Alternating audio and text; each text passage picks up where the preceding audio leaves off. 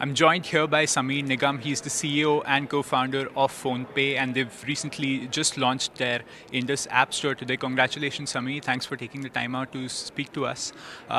Just to lay the sort of groundwork, give me 3 points as to what the rationale behind an Indian app store is. Billion-person smartphone market, mobile first. We believe that the App Store is a very critical part of the entire internet ecosystem of discovery. It's a young market with a lot of aspirational app developers, and we wanted to make sure that we can innovate in the zone of localization and personalization. Because we are a very diverse country, you can't build one app, one description for a billion people. And I think it's been a long time coming. I think whether it's food tech, ed tech, health tech, fintech, shopping, we've got global and domestic competitors, and they're creating a very vibrant market together. This is a market where we felt that we don't have enough homegrown solutions, and we wanted to just actually put out a challenger. Interesting. Talking about you being a challenger, how do you see competition increasing? Do you really expect Google to sort of sit up and notice and innovate accordingly, right? The innovations you have here in terms of Indic languages, by when do you expect that to happen? And also, just what's your fine print read on that? Well, I absolutely expect that any competitor, whether it's us or anybody else, I think the minute you have two of a kind, you have to innovate. That's just life.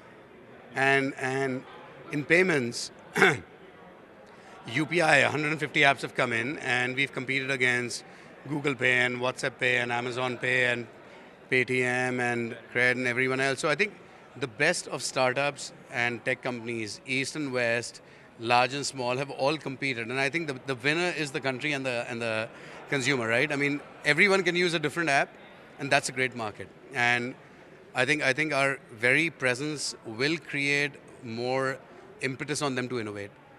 Interesting. Sameer, what's the positioning that you're trying to take with developers? Is it a sort of an incremental platform to existing platforms, or do you see them actively abandon a certain platform and move to yours?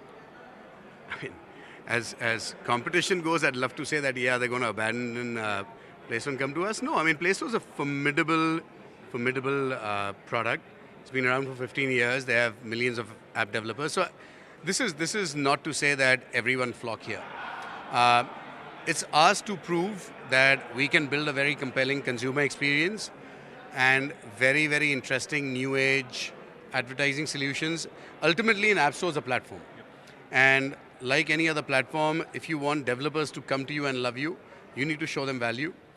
We believe that by monetizing more at the top of the funnel on the advertising side, our social contract with them is more aligned to what they're looking for. They're looking for more customers, more repeat activity, and we want to make sure that that's what we build our core solutions for, as far as developers are concerned.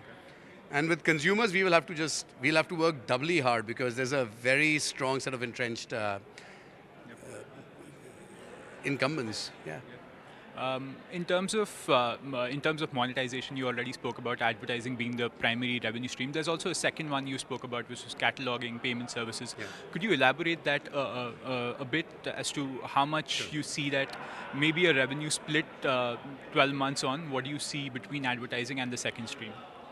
So 12 months on, I expect in-app payments to be less than like 2% of what we do, because we're going to focus, as I said, on first just the discovery experience and the localization of it. Personalization will take a little longer because you need a critical mass of users. I think in-app payments, because we have PhonePe, we understand mandates really well. We understand different kinds of payments, micropayments, peer-to-peer payments. So I think group payments, something that's not explored in apps. Gamers actually do a lot of group activity, but there's no group money. So there's so many different types of constructs that we can think of, but to be able to actually make those available to developers, we need the developers and we need to kickstart this virtuous cycle. Today is about getting that consumer leg kickstarted. Interesting. Lastly, any sort of ballpark figures you have in terms of developers coming on board and the sort of users you want to see maybe in the 3, 6, 12 months coming up? So I think developers, we've launched with about 2 lakh apps. We still have to sign them up directly commercially. We've got them through aggregators. And I think that'll happen when we open up the ad solutions. My hope is that we can get somewhere to the tune of about 500,000 apps by year end 2024. On the user side, it depends on whether it's still sort of the organic side-loaded APK model that we're pursuing, or if we can sign up the OEM deals. So we're talking to all the OEMs. I'm hopeful that we can strike some good deals. Competition stuff, but I think we'll crack them. Interesting. Thank you so much for taking time out, and congratulations once again. Thank you.